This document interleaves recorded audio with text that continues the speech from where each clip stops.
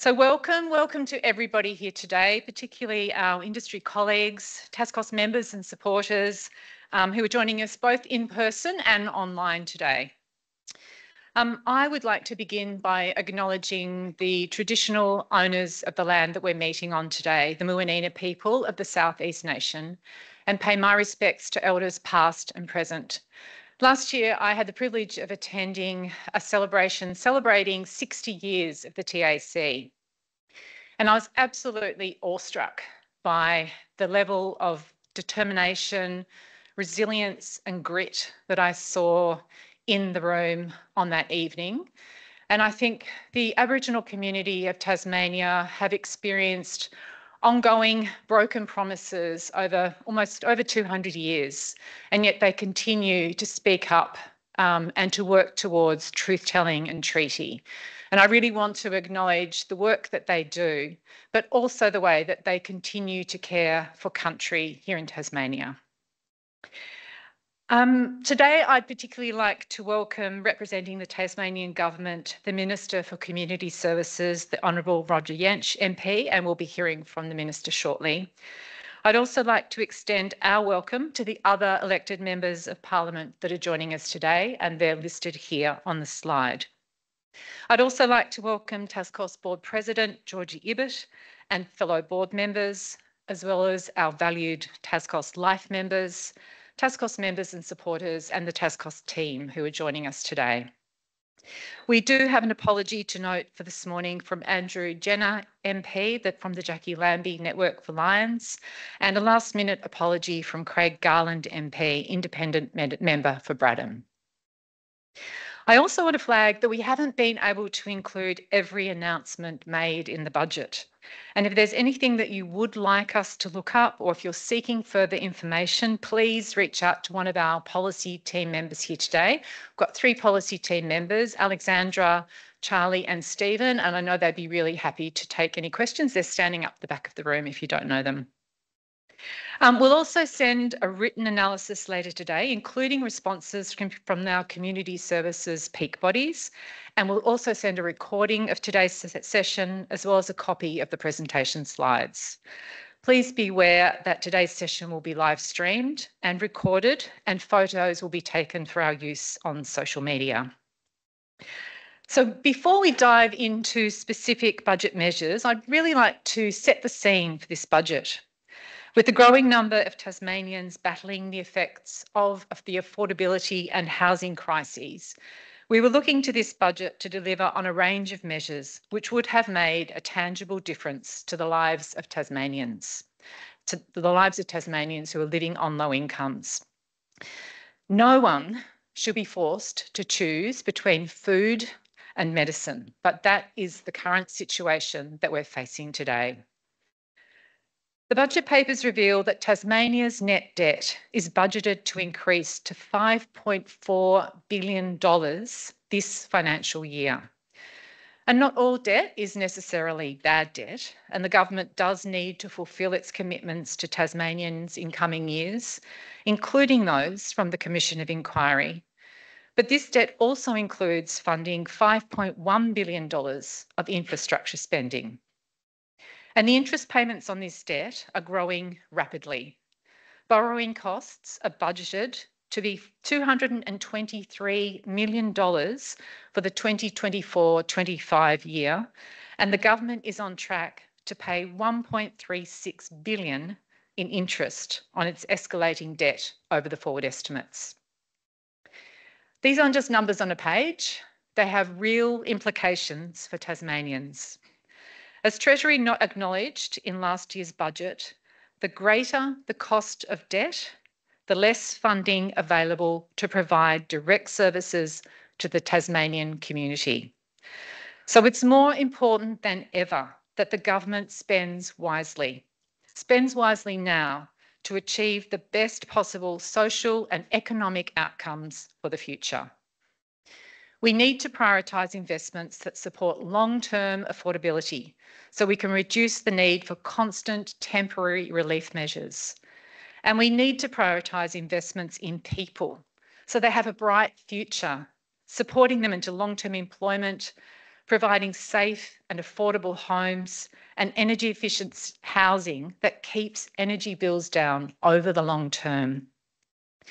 But this budget prioritises projects over people, and we don't believe the government has its priorities right. So let's turn to what was announced in the budget and what this means for Tasmanians.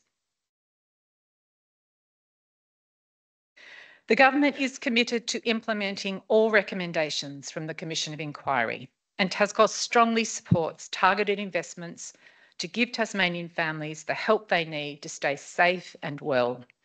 We also support additional funding towards initiatives working to address current gaps for young people and families, such as youth-specific mental health and free legal assistance in health and social service settings. The government has also delivered on its obligations to compensate those who have experienced sexual abuse. And by far the largest expenditure announced relating to the Commission of Inquiry is the $647 million allocated for current and future claims against the state. Overall, our assessment of the initiatives funded relating to the Commission of Inquiry is that they focus on tertiary interventions and responses to violence against children, and not enough investment in long-term preventative and early intervention measures. You'll see that this is a recurring theme from today's analysis. TasCOSS remains extremely concerned for the safety and wellbeing of children currently detained at the Ashley Youth Detention Centre. And while we welcome announcements to increase access to therapeutic supports within the facility and changes to eradicate harmful and dangerous practices, it's past time that the facility was closed. We continue to advocate for initiatives to keep children out of the criminal legal and detention systems so that they're safe and supported where possible in their communities. Incidentally, this was also the clear message from the National Children's Commissioner, who recently released a report on youth justice.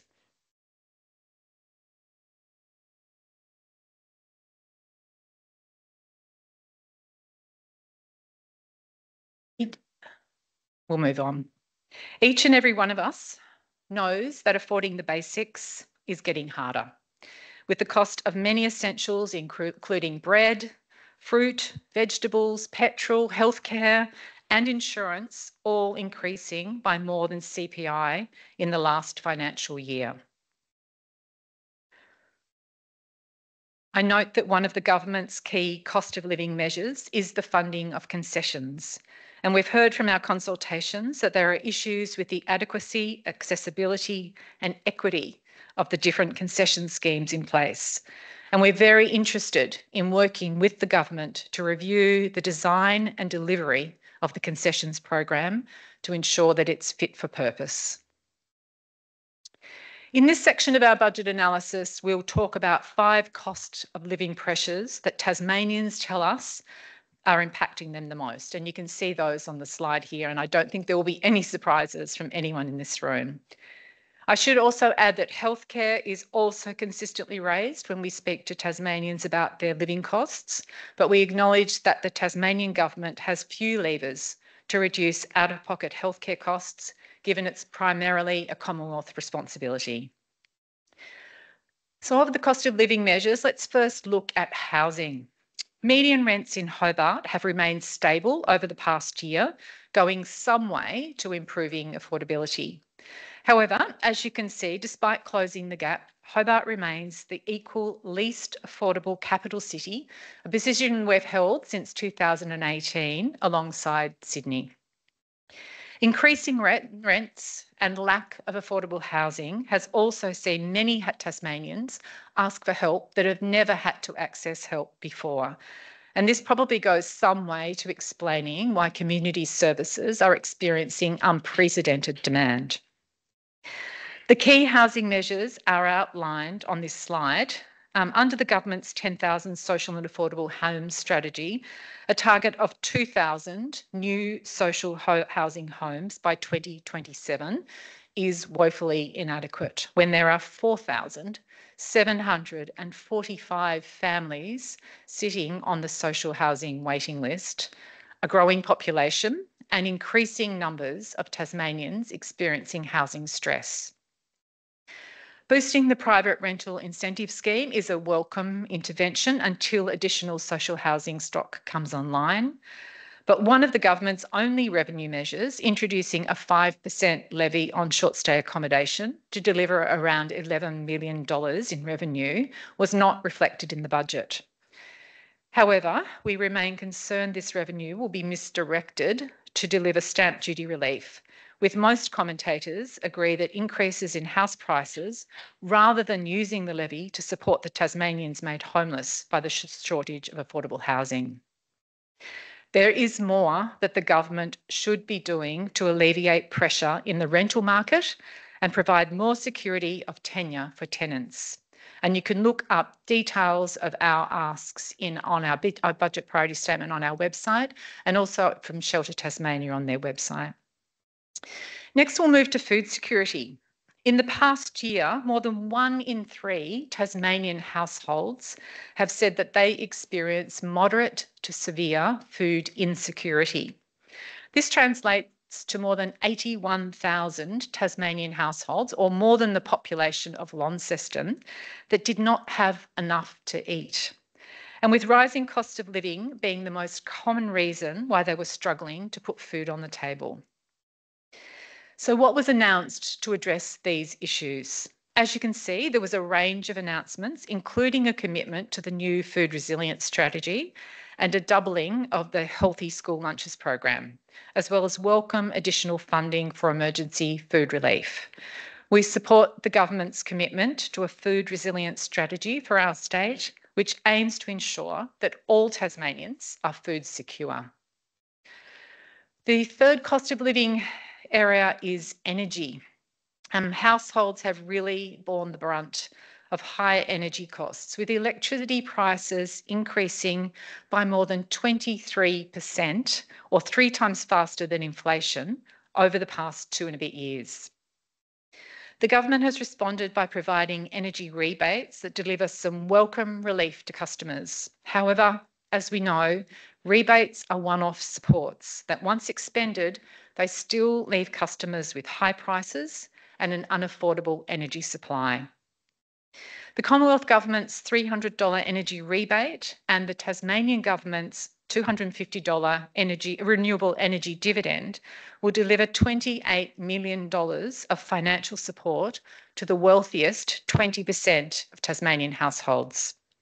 This means less bill relief to support those households most in need, and could be better targeted by investing in household energy efficiency upgrades that will help to keep bills down permanently. Providing $500,000 per annum for the NILS Energy Savers Subsidy will assist Tasmanians living on low income to purchase energy efficient appliances to reduce their long-term power bills. The new NILS program is an excellent option for those who can afford to take on the extra debt, but of course there are many households that are not in this position. Next, we'll move on to transport. Tasmanians on low incomes or with disability face a range of barriers to getting where they need to go, and this includes accessing and affording public transport.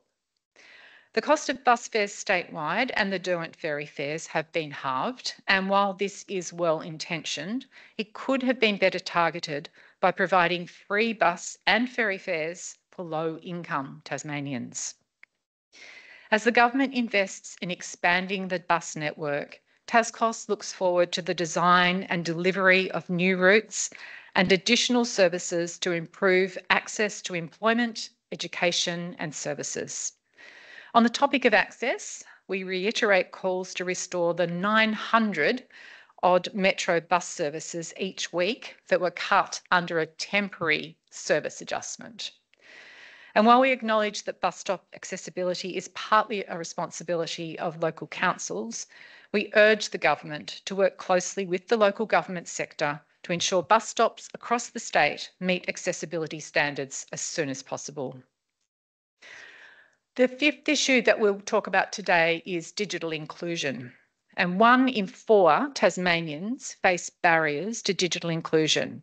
And this means they either can't afford to get online because they don't have or can't afford access, or if they can get online, they don't know how to navigate the internet.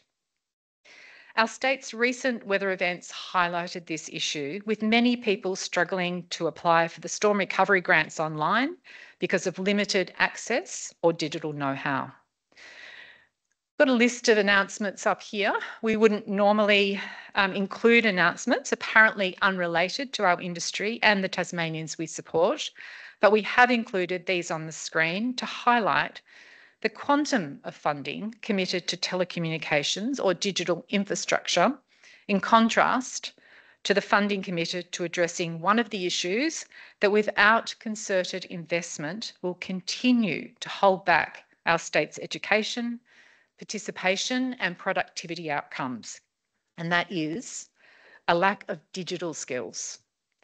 We can see on this slide that new funding to support digital literacy equates to only 0.14% of the total ICT investment averaged over the forward estimates. The government has announced it will review its investment in digital inclusion programs by the end of the year, and it's critical that this review concludes that improving Tasmania's poor digital inclusion performance requires significant investment and bold policy ambition. TasCOSS has long been calling for significant investment to reduce the cost of telecommunications and improve the digital skills of all Tasmanians. But each year, our hopes have been dashed, and this year is no different. I'd now like to turn to some announcements in the budget that will benefit Tasmanians who are experiencing disadvantage in our community. And again, a reminder that we can't capture them all, but we'll be sending a wrap up from the peaks later today. We welcome the recent passage of the Disability Inclusion and Safeguarding Bill, including the establishment of the Office of the Disability Commissioner. And we thank the many advocates and community leaders who contributed to the development of this important legislation. The investments of neighbourhood houses are very welcome, given the crucial role they play in sustaining many communities. But we know how stretched neighbourhood houses are and how disappointing it is that the Community Connector program will remain at less than 2 days per week per neighbourhood house. Funding for the community-based mental health measures you can see on this slide. It's an important sign that government recognises the value of investing in mental health supports for Tasmanians experiencing mental ill health. But we join with the Mental Health Council of Tasmania in calling for more investment in long-term supports and services to help people be and stay mentally well. Child and family learning centres are proven to provide crucial support to families in the early years, so the commitment to deliver 4 more is very welcome news. The budget also includes funding for the establishment of a peak body for the sexual assault service system, with funding allocated over the next 2 years.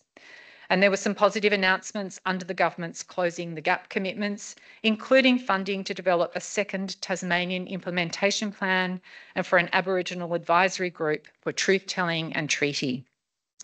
Also announced was the development of an Aboriginal youth justice strategy and programs to work with Aboriginal children and young people in youth detention. Funding has also been allocated to develop and implement the Aboriginal and Torres Strait Islander child placement principle. And while the need to expand the NILS service, really it reflects a deeply concerning picture of increased financial stress and adversity. It is, of course, an incredibly valuable service that means Tasmanians living on low incomes can avoid payday loans and other forms of harmful credit. We know from listening to Tasmanians that when costs are biting, it's often recreational activities that are dropped from the household budget. So it's good to see the government expanding Ticket to Play and introducing Ticket to Wellbeing so more Tasmanians can stay active. In many areas of life, LGBTQIA+ Tasmanians fare worse than their peers due to stigma and discrimination. So we do welcome the investment in a framework and action plan, as well as additional funding to engage in vital work of making families, communities, schools and workplaces welcoming to the LGBTQIA+ community. Tasmania should be a welcoming and safe place for everybody. So we also welcome funding to implement the Multicultural Action Plan. We're also pleased the government has recognised the need to address the decline in volunteering numbers by committing funding for a volunteer strategy and increasing Volunteering Tasmania's peak body funding. While so many of these measures are worthwhile, we do acknowledge that yet again, small and short-term grants are favoured over the large and longer-term funding that would make a significant and sustainable difference to Tasmanian community service organisations and the Tasmanians that access their services. We'll just have a note about the gender budget snapshot. So in 2024, the Tasmanian Gender Budget Snapshot contains an analysis of eight budget initiatives, as it did in last year's budget. We note the government had committed to developing more sophisticated tools for its gender analysis, including a gender impact statement, impact statement, and we hope to see this in next year's budget. The development of such a tool can provide more nuanced information about the potential impact of a broader range of measures, and these should be used to inform and not just reflect on policy measures that aim to improve gender equality. So we'll just move on now to industry sustainability, and I know this is an important issue for pretty well everyone in the room. The budget delivered on the government's election commitment to an indexation approach for community services over the next 4 years. This is a step forward in providing some funding certainty, even though, as we know, it does not reflect or fully reflect the increased costs of doing business. We're very keen to hear from members after yesterday's budget and to really understand the degree to which this commitment addresses years of underfunding combined with the increasing costs of doing business and growing demand. A recent survey of TasCOSS members revealed that due to inadequate funding, 72% of members were planning to reduce or change their service delivery. Many of you, though, are telling us that you've already made cuts. What this means is that more Tasmanians are missing out on the support to get stable and affordable housing, support to give their children a great start in life, or missing out on support to get the skills they need for secure employment. Underfunding of essential services, together with the misplaced priority of investments in projects, not people, are undermining our community's health and well-being. It's past time to prioritise investment in Tasmanians. I know I've said this before, Minister, but we aren't going to stop advocating to fix the funding model, to build a safe and responsive service system. The lives and well-being of Tasmanians, and indeed our state's future, depend on this. On that note, I'd now like to hand over to the Honourable Roger Jentsch, MP, Minister for Community Services.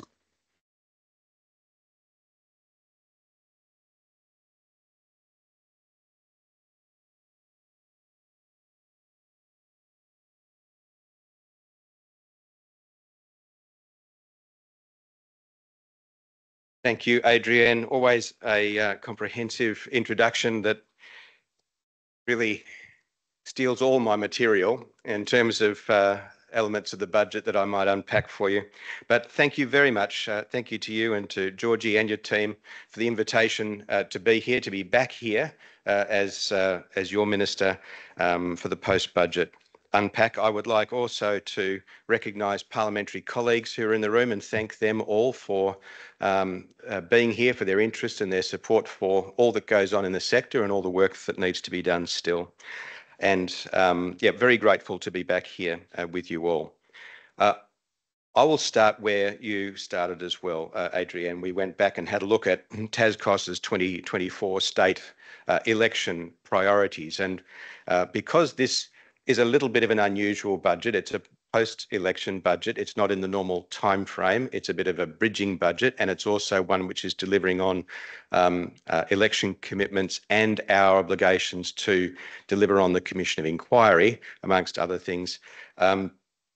We do have the ability to map it against election priorities and wish lists that were raised by different sectors and organisations as well. So I thank you for recognising the elements of the budget that do respond to the strong advocacy from TasCOSS and from the sector around a range of matters in terms of housing and homelessness.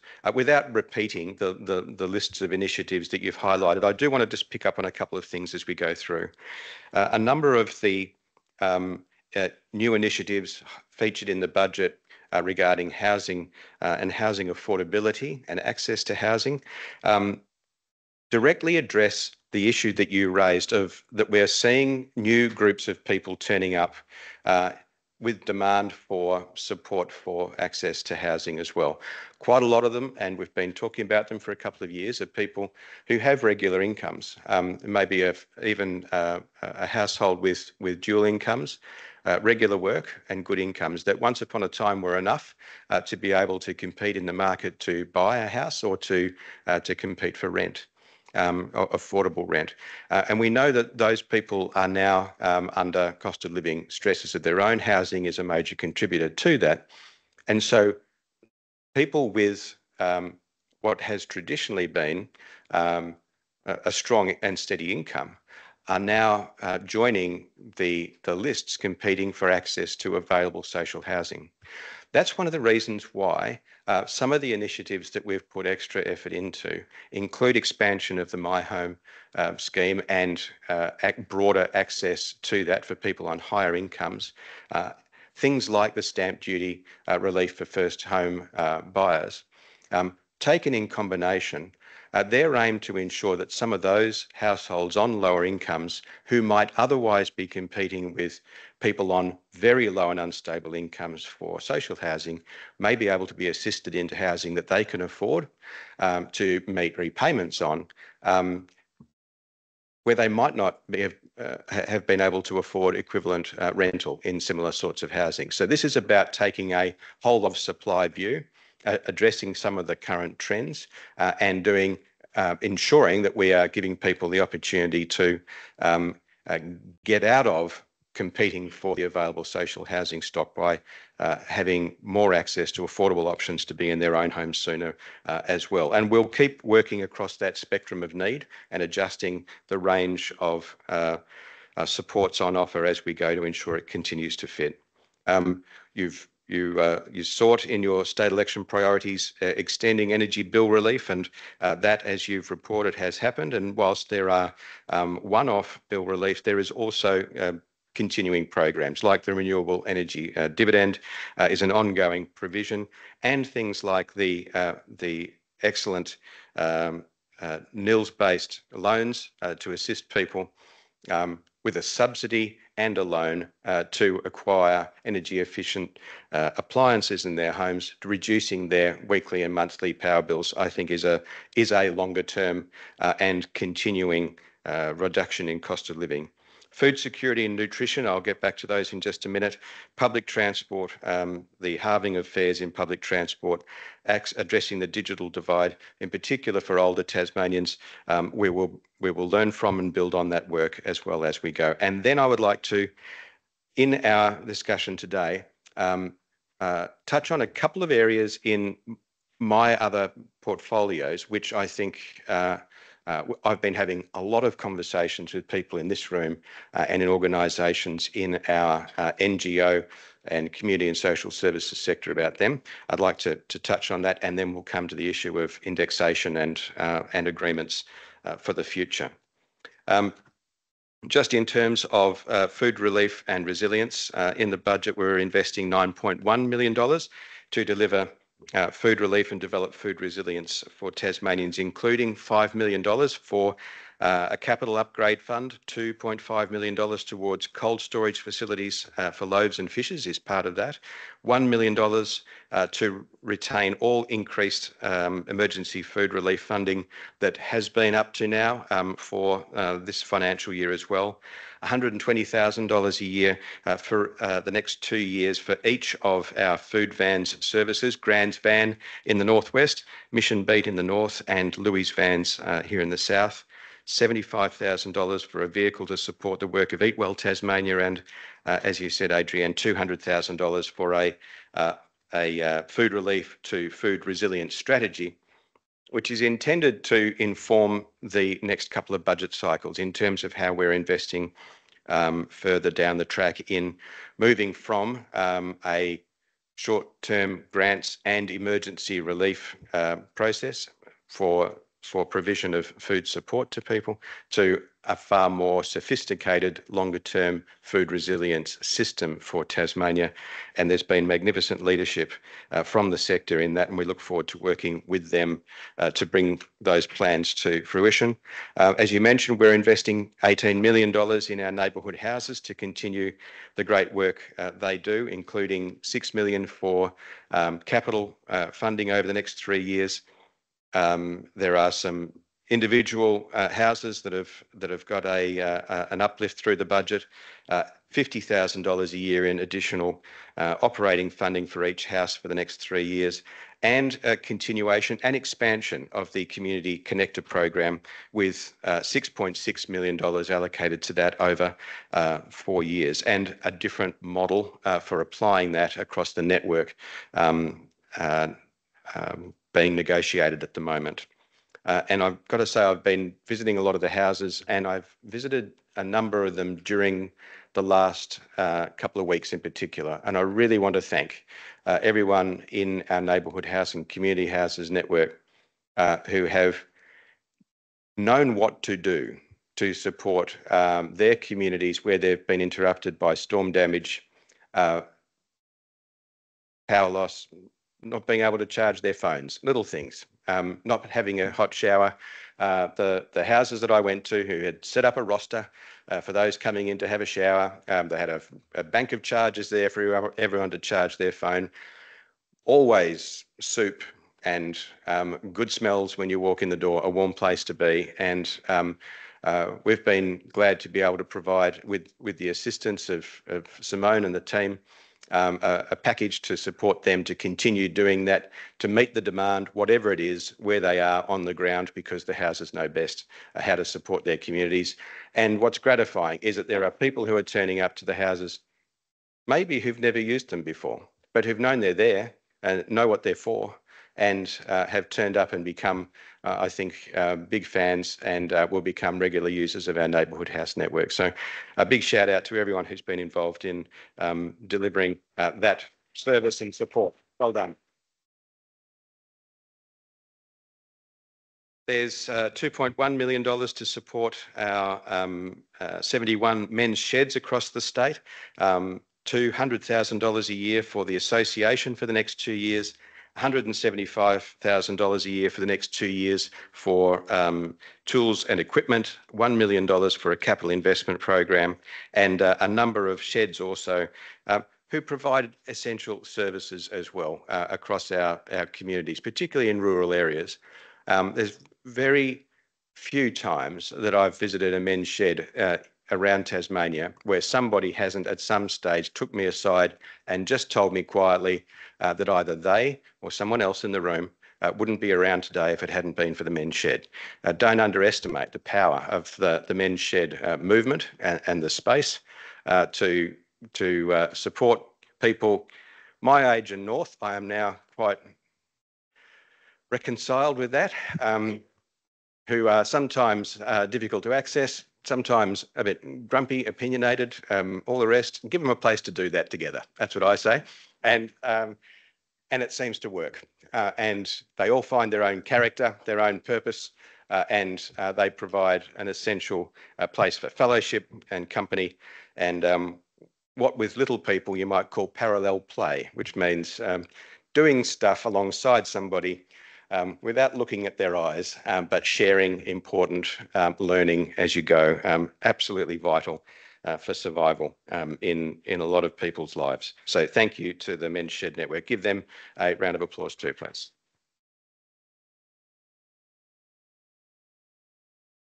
We're supporting older Tasmanians with digital inclusion, as you've mentioned, the ticket to wellbeing, and with Seniors Week activities and advocacy functions as well. And we thank COTA for their ongoing work. LGBTIQA plus Tasmanians you've mentioned as well, and I look forward to the release of the framework and action plan, Proud and Equal. In a lot of these cases, and Volunteering Tasmania is another one that I'm going to mention, you've mentioned that we've, in this budget, provided funding sometimes for a couple of years of initiatives. In most of those cases also, investment in a new strategic plan. The aim is that the funding for the next 2 years can continue the work of these various organisations while we reset a longer term agenda, and that will inform future budgets into out-year funding for those activities. So we have an updated view of what's needed and that we can put dollars behind the implementation of those over coming years. Same with culturally diverse Tasmanians.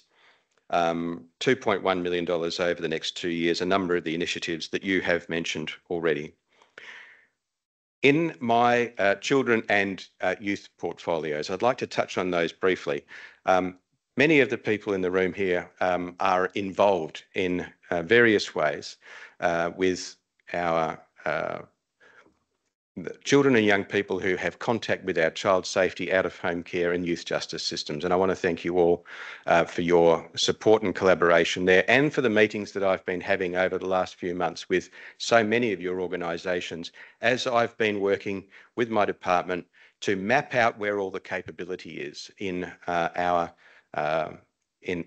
sector, so that we know what we have to work with, we know where the gaps are that we need to fill, so that we can plan for the reforms that we're committed to in both the out-of-home care, child safety and youth justice sectors. Now, you'll have seen in the budget the commitment to Commission of Inquiry recommendations, $423 million or so. You know, as an example, as a component of that, there is $120 million in the budget over 4 years, $30 million a year to meet the costs of out-of-home care. To better meet the costs of out-of-home care and its growing costs and its changing needs. What you'll also know is that there is a commitment in the Commission of Inquiry's recommendations that we've adopted to progressively transition all out-of-home care to non-government organisations to operate. And we know that in the out-of-home care challenge, the task that we've got, the demand that we've got, we need more different types of services and providers to be operating. Not just family-based foster care, not just that plus very complex and expensive special care packages, but a whole continuum of different types of care, different types of carers that between them can meet the individual needs of individual young Tasmanians in need of care. We've got some work to do. We are going to need to work with the whole sector.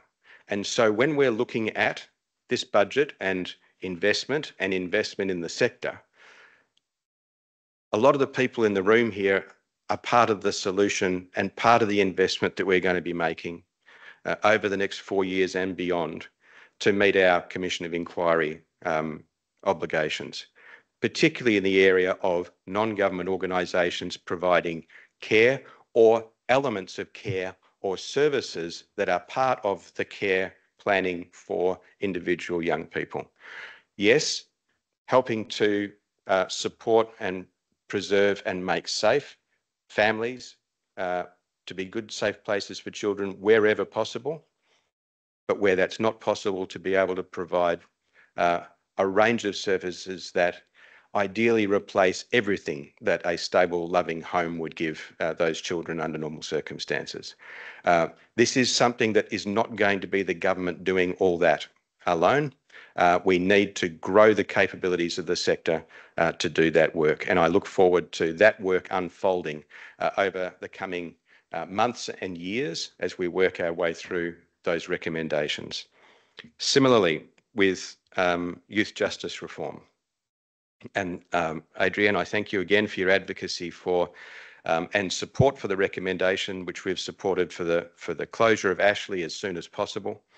And we've heard and listened to and met with you and various of your members on this topic on a number of occasions. And that's been a theme as well, that I've tried to meet everybody in the sector, or I'm in the process of meeting everyone in the sector who offers their different part of the solution to that problem. Today at Ashley Youth Detention Centre, we have 10 young people in detention. 2 of them are sentenced, 8 of them are on remand.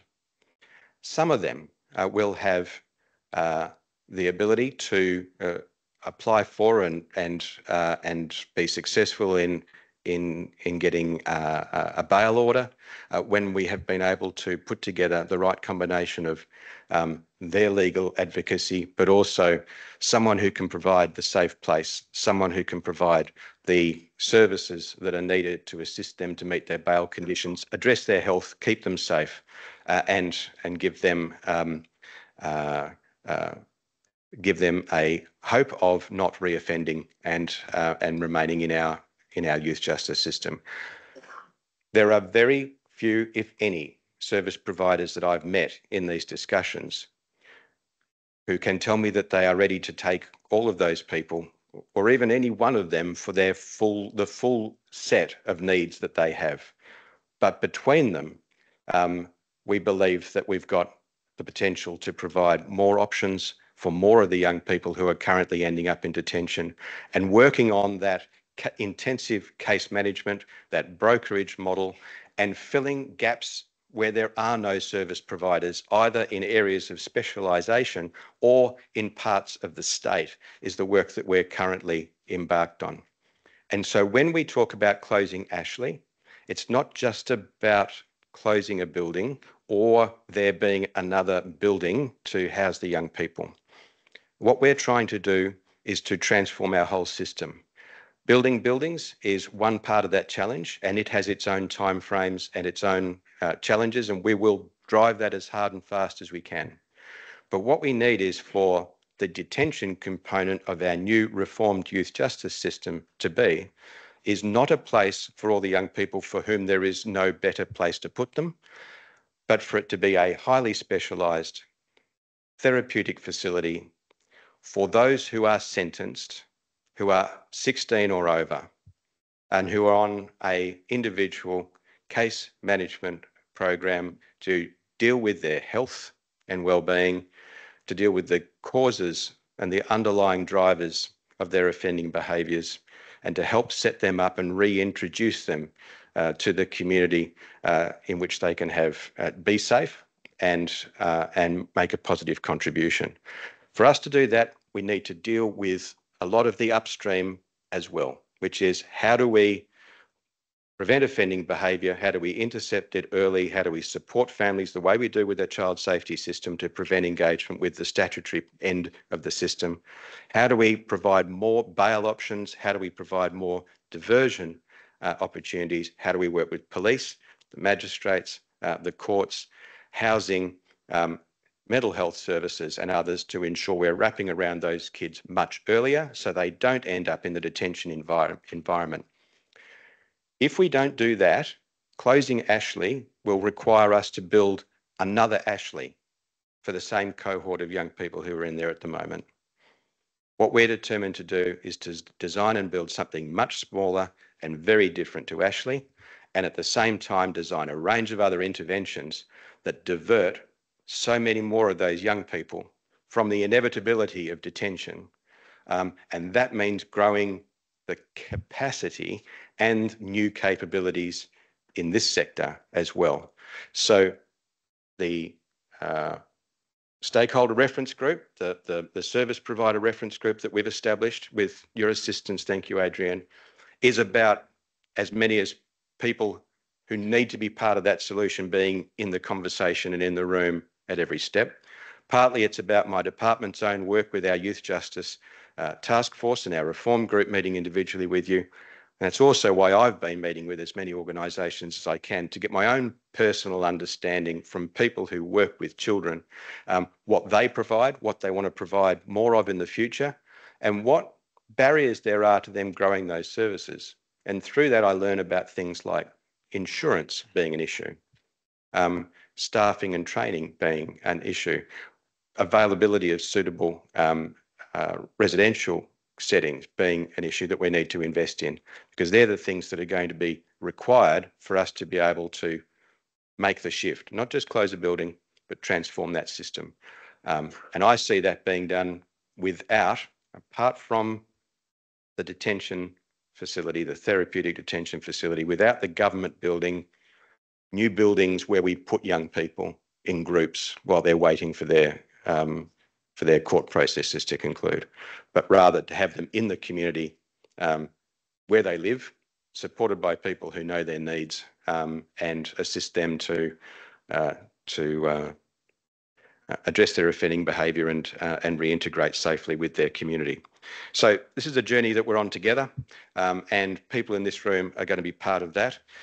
We're not waiting for all the reform strategies and plans and policies to be developed. You'll see in this budget a total of $14.6 million for diversion and interventions that help support reduction in recidivism amongst young people.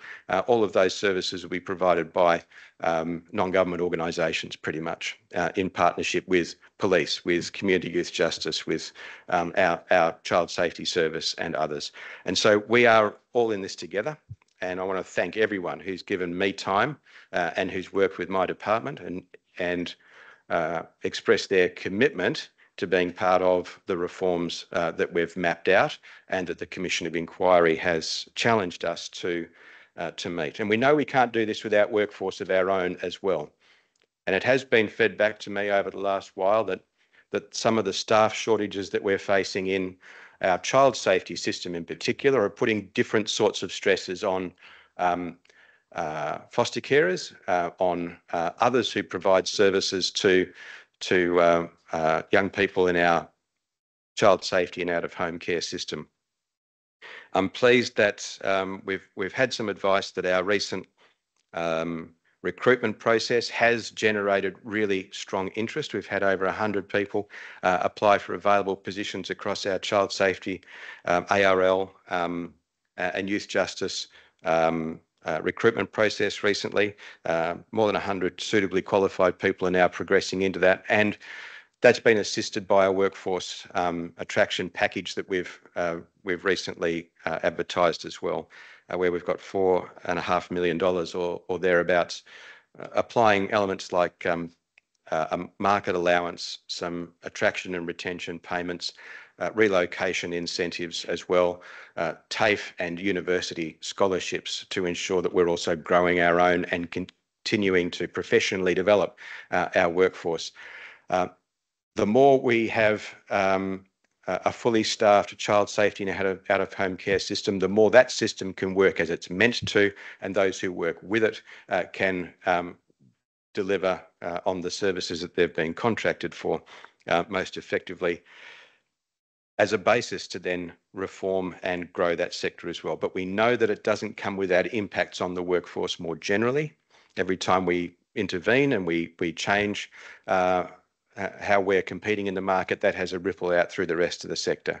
And so one of the recommendations from the Commission of Inquiry that we'll also be working on over the coming months and years is that broader workforce development strategy, which I think marries up with some of the work that's been done over the last few years under our industry development plan, but with a particular focus in this area dealing with children and their behaviours. We're going to need this as part of not just keeping everybody fully staffed, but as we move into the further transition of out-of-home care to the NGO sector and the more wraparound services to support diversion from youth justice detention as well.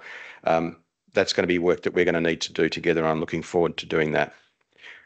Lastly, I'll come to the issue of indexation and the 5-year contracts, and we're aware of the importance of funding certainty, and we're aware of the realities of increasing costs of doing business for the sector. And so in the last election, reflected now in this budget, we've announced annual compounding indexation that will and the rates that will apply over the next 4 years. So the aim of this is to provide year-on-year growth in the base, and to do it in such a way that you know what that growth is going to be and you can plan for it. That gives you certainty as well as growth. And I know that there's been work done on different formulae for arriving at the correct level of indexation and who it applies for. The announcement that's made provides certainty for the next 4 years while we continue to work on those matters, and also, I think, modernise and update the way that we are doing our agreements and our procurements as well. So the year-on-year compounding indexation will apply to organisations who are on longer-term agreements now and who've been receiving the top-up indexation each year. Those who are on shorter-term one-off grants won't receive indexation because the cost changes in the time of those activities should be able to be factored into the original agreements. What we do know, though, is we've got some organisations who have been on short-term agreements back-to-back for a very long time and are likely to continue to be. What we want to do with those is move them wherever possible onto longer-term agreements where indexation will apply. And wherever we can, to move to an outcomes framework that means that we are buying what that work achieves rather than a whole lot of line items, each of which needs to be accounted for and reported on and acquitted and every 6 months forever. So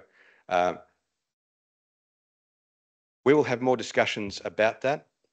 We want more organisations to move to longer agreements where indexation applies and where we're buying outcomes from you, freeing you up to be more innovative, to partner more, to subcontract where you can, to do that most efficiently and cover all the bases, to spend less time competing for limited resources with other organisations on the understanding you may be burning up your resources and not get money. We also want to ensure that we're spending as much time as possible delivering the services, not writing reports. And from our end in government, every one of those reports, some other poor bugger has to read it and tell their boss and Treasury, etc.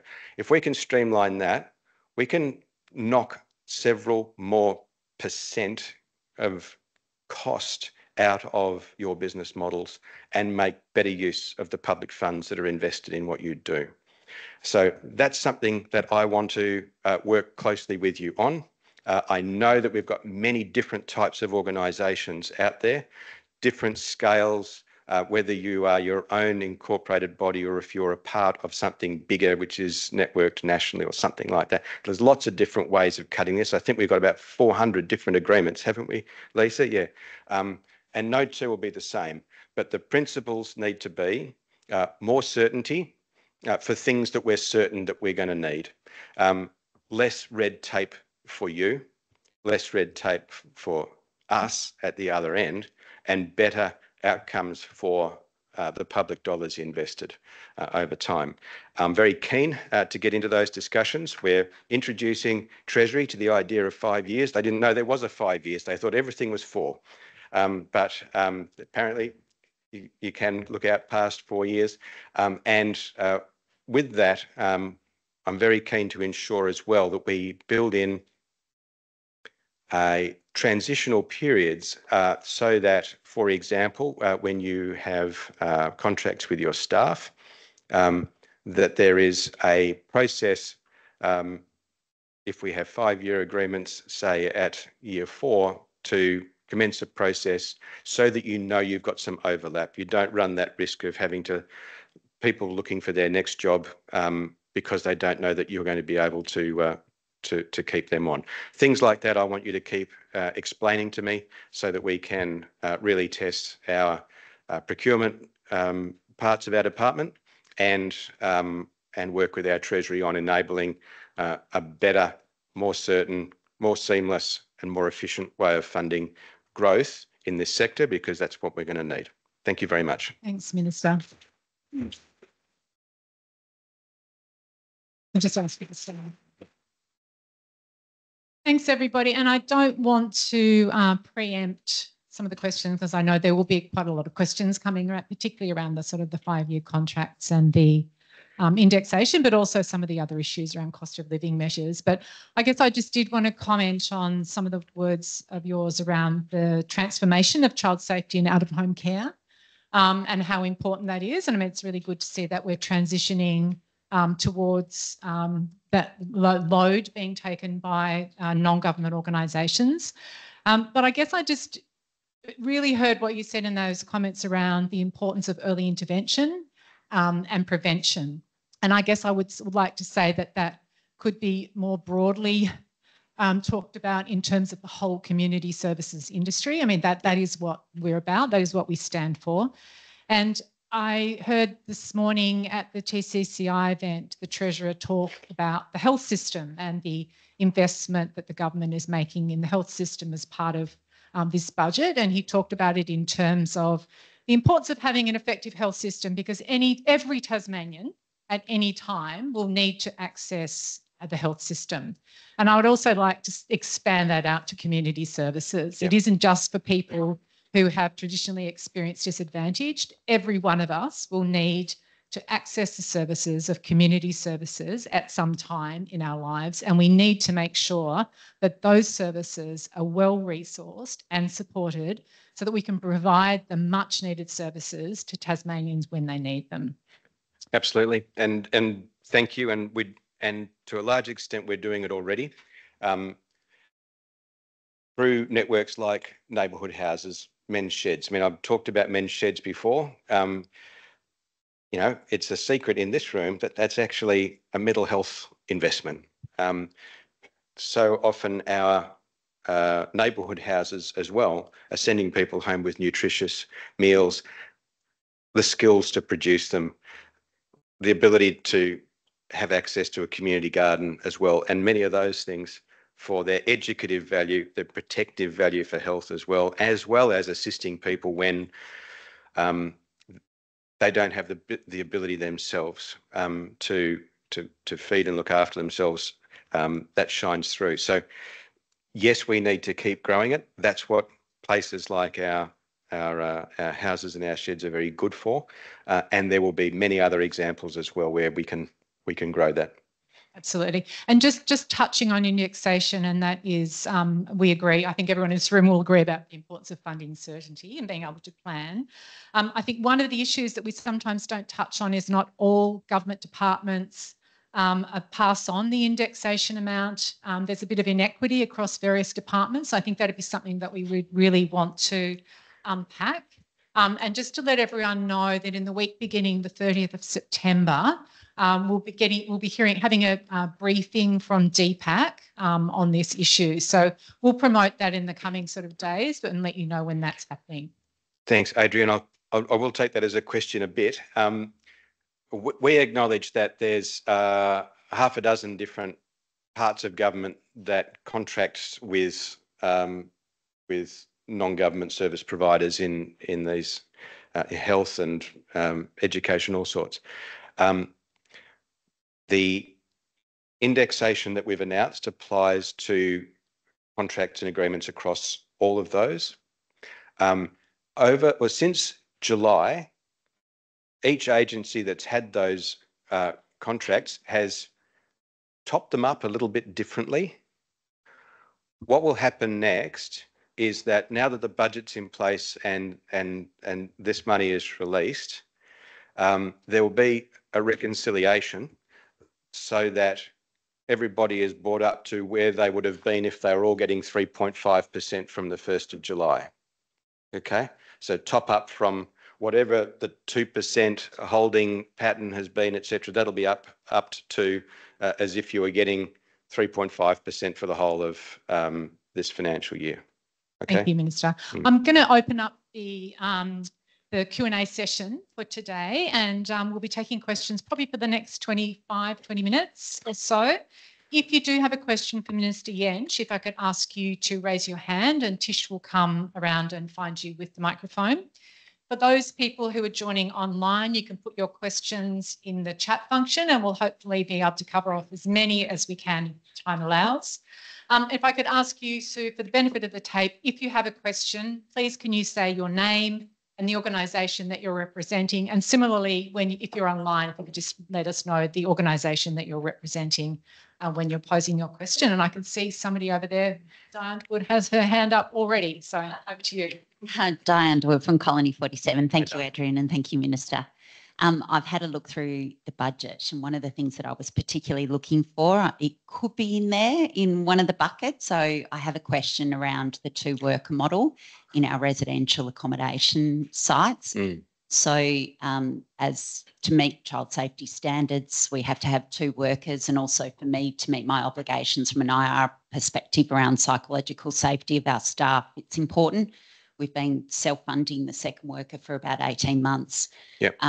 I understand that DESIP had put in the bid for the 2-worker model, and it could be in the budget in one of the buckets, but it's not overt. So I was just wanting to understand whether that was agreed upon. Thank you. I don't have that detail in my head at the moment. I'm happy to go back and take some advice on that and for us to follow up with you. Certainly, we recognise that across the sector, for child and youth safe organisation standards to be applied, it requires some changes in a number of our providers, and that there's a transition that's involved there. As we've discussed as well, we're also talking across DSIP and Homes Tas about how we are working together both on the supply and access to accommodation of various kinds and care, but also where the contracting lines are best to go so that we have consistency with a model of care across for some of the young people who may be who may come in contact certainly with our education system, but potentially also our child safety system, maybe our youth justice system as well. And some of them find themselves in crisis accommodation, transitional or other accommodation. It's important that the same rules around ensuring everyone's safe are consistent across all of those settings, so the young people know what to expect as well, and they're not confused by the changes as they move across those systems. So there's more work to do there, and how we resource that is certainly part of the question. So thank you for raising it. We'll come back to you on that one. Another question for the Minister? Yep. If you could say your name and organisation, that'd be great. Thank you. I'm Lynn Moran from Kingston Neighbourhood House. Yes. Firstly, I wanted to thank you for your comments about your experience with neighbourhood houses, particularly recently. Yes. We've got a couple of challenges that we're facing at the moment. So I sort of have 2 questions for you. You've announced increased funding for food relief. Now, Kingston Neighbourhood House does provide food relief because it's required in the community, and that comes from donations from the community. However, we're finding that the organisations that are funded to provide food relief are only open for a couple of hours, 2 days a week, and those sorts of things. Is there going to be a commitment to having those organisations open more regularly? And my second question is about the Community Connector funding. we're anticipating a bit more in the budget than what has been announced. We currently have a $5,500 annual deficit from the just wages and super of the person that we employ versus what we're funded for 15 hours a week. And we're contractually obliged to provide 15 hours a week, but the funding doesn't cover the wages and super for that, let alone there's nothing for training or anything like that. So they were my, I know they're quite specific questions. They are. But if you could respond to that. Thank you very much, and thanks for the question, and also for the service that you provide for your community. And every house knows its community better than anybody else, and everyone does it differently.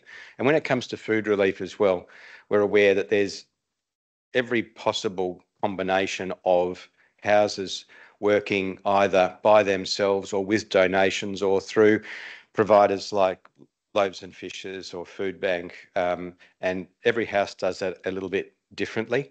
What we want to achieve with the food relief to resilience strategy is not necessarily making you all the same, but providing some more certainty that you can get what you need where you are and that the map is covered. And maybe we've got different ways of addressing these issues of supply in different localities of the state because your circumstances will be different.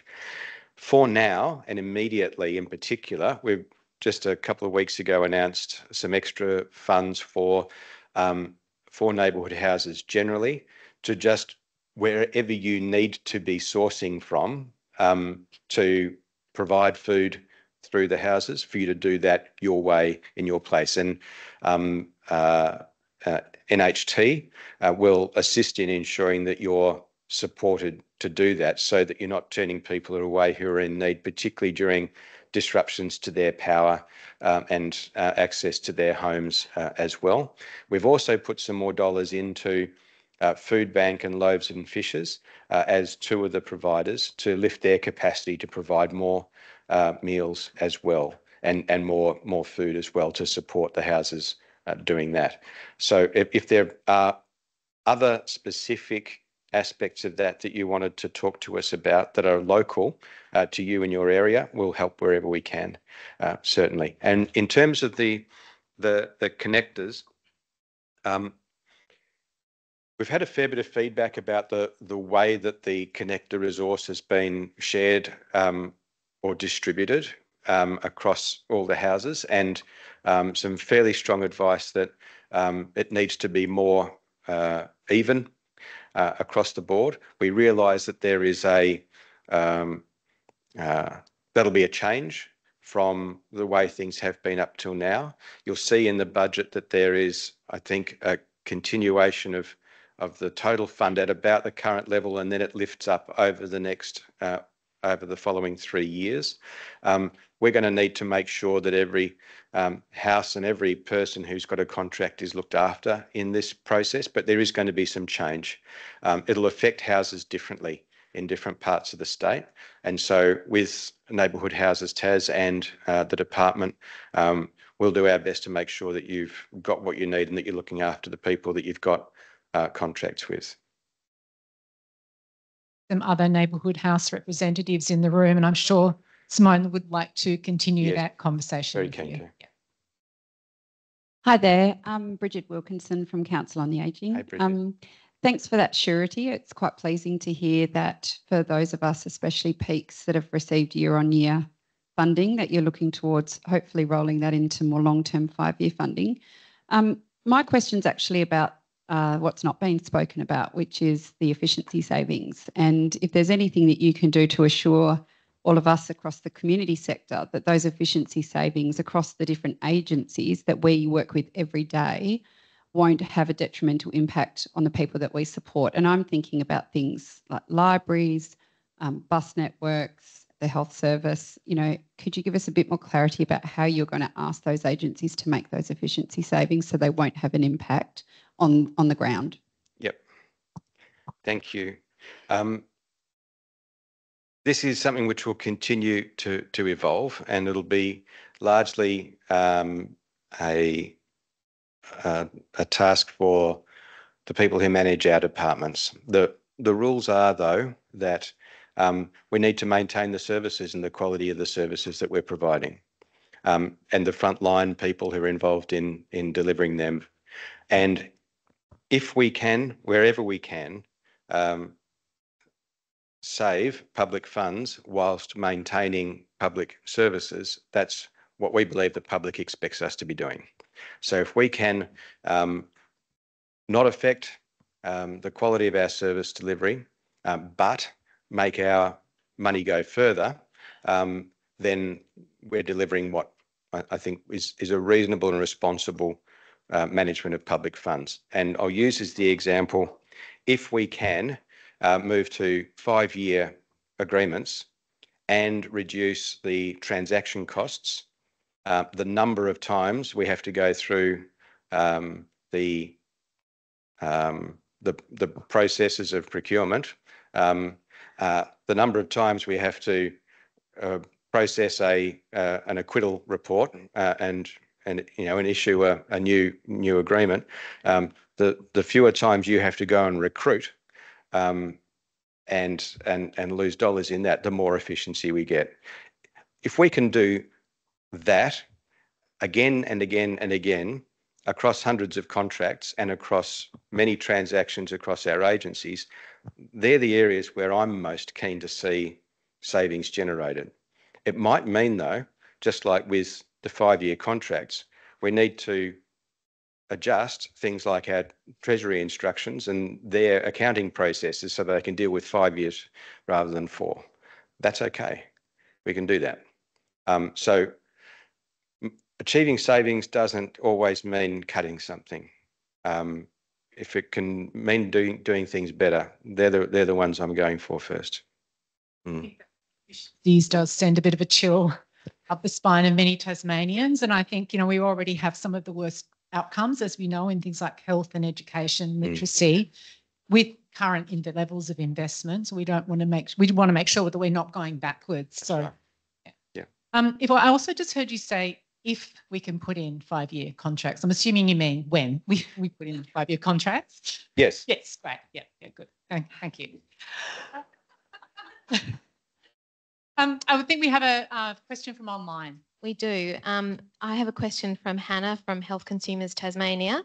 She asks, will services receiving government funding from the Department of Health that have not previously been indexed now receive the indexing that you are discussing today? Thank you. As I mentioned, there's hundreds of different types of agreements, all of them quite unique. So I don't want to try and provide guidance on that individual one because I don't know it, and I'm not the Minister for Health, thank goodness. But the principle we're starting with is that those who have been receiving an indexation type top-up over recent years, they will be the organisations that will be can expect indexation in their agreements as we've announced. For those that haven't been, what we're aiming to do is where they've effectively been providing the same service over a long time under series of shorter contracts, that we'll move them where we can to longer term, and they will have access, and they will have, indexation applied to them there. But it will be on an individual assessment because they're not all the same. I think the question around indexation on health contracts isn't just about short-term contract. It's actually about ongoing contracts and including core funding that's not indexed if you're funded through the Department of Health. So it might be something for us to continue to follow up. I won't speak for the Minister for Health, just the principles regarding our indexation announcement as we announced it. Thank you. Have we got any other questions for the Minister? Thanks, Minister. Sam Batchelor from the Australian Services Union. I congratulate you on the 5-year funding extensions. Certainly something our members working in the community services sector will be pleased to see, and will be keen to work with you on ideas around procurement to ensure that that does translate to better, good quality, secure jobs in the sector, and keeps all of the skill and knowledge in this room and outside it delivering for Tasmanians. But my question was actually about the indexation. I guess I just wanted to paint a picture to frame the question. So if we look at this year alone, and this mirrors the calls made by the sector in actually suggesting a model, we know that the national minimum wage increase was handed down at 3.75%. We know that the superannuation increase that is legislated equates to 0.5. So we're already at 4.25%. We know that organisations are largely dependent on workers to deliver their services, you know, somewhere between 70 and 80% probably on average, and that the other costs really should be, you know, looking at the inflation figures. If we look at that just roughly, and I'm not a mathematician, but I've had a look and would say, you know, that probably equates to about $5 million or just shy of this year alone.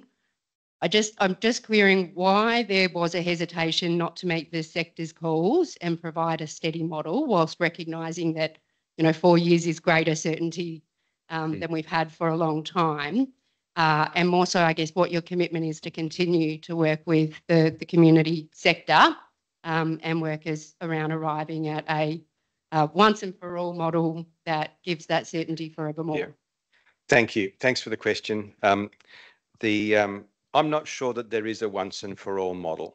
I mean, I think that it'll continue to evolve because the influences on our cost of doing business will continue to change, and any one approach will have a shelf life of its own.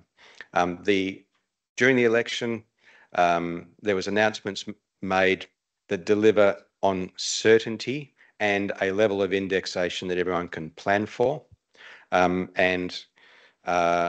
As I understand it, that is a rate that's above Treasury's forecast CPI levels, and in line with public sector wages generally across the period. And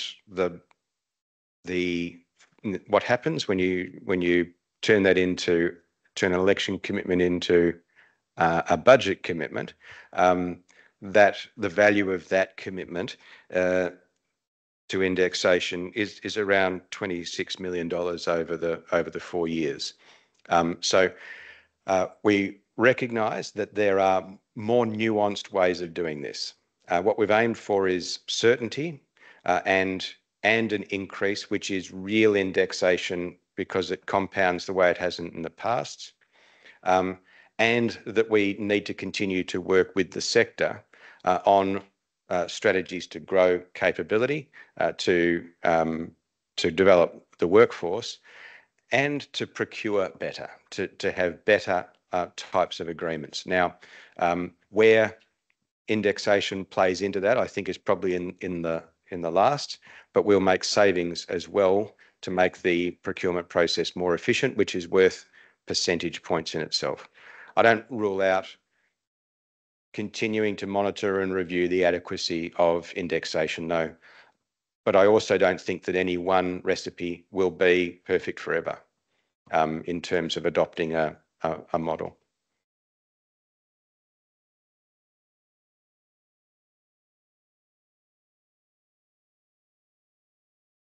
One question left. Any more questions from, yeah.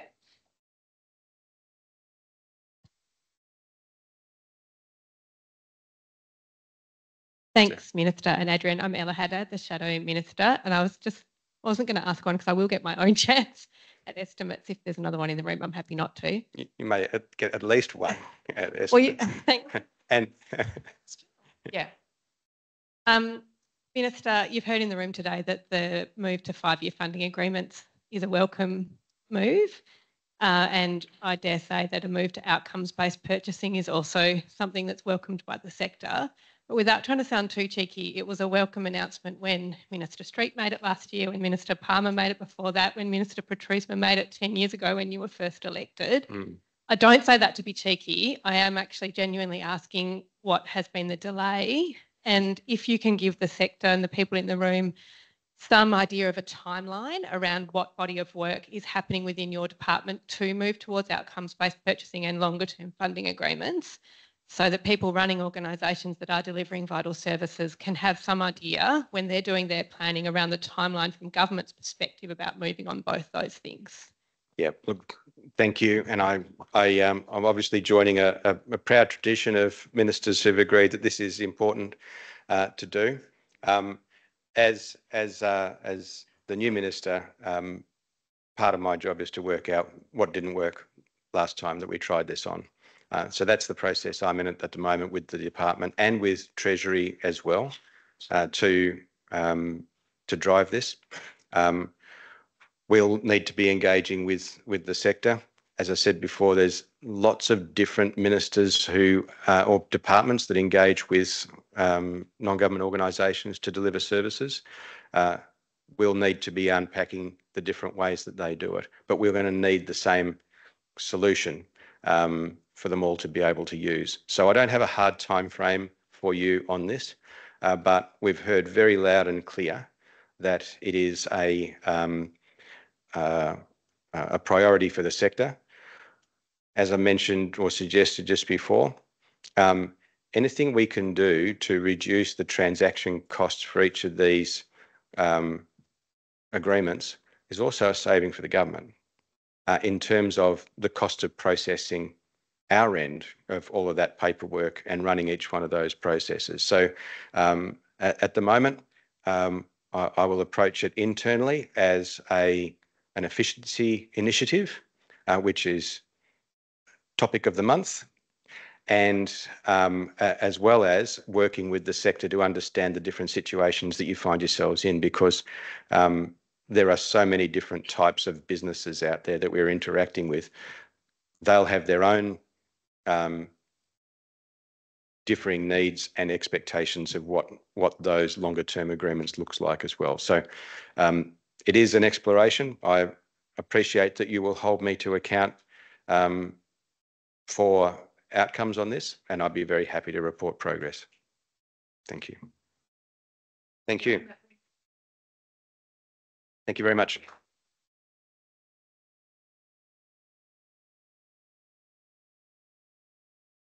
If you didn't get an opportunity to put your question to the Minister today, we'd be really happy to take those questions in writing. You can either hand your question to a TasCOSS staff member and we'll pass it on to the Minister, or you can email me, adrienne@tascoss.org.au, and we will put them to the Minister and receive that response.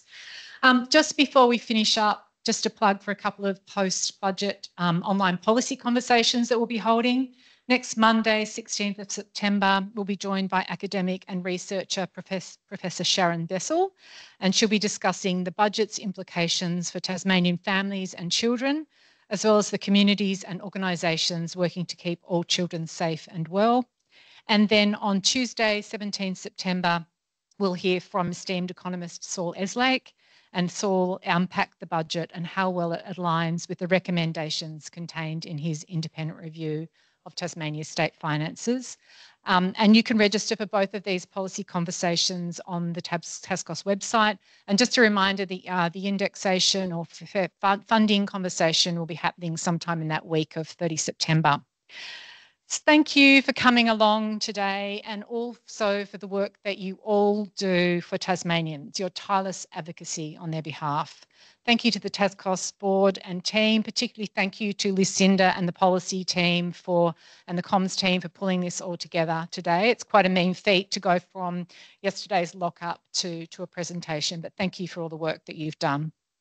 Also, just like to thank everybody that's joined us here in the room and online. I hope you found it informative and useful. We're really happy to take feedback so we can continue to make this event something that is really relevant and useful for people. And really look forward to seeing you all next year. So please stay on Mingle. There's some morning tea out in the foyer, so please feel free to stay, and thank you for coming.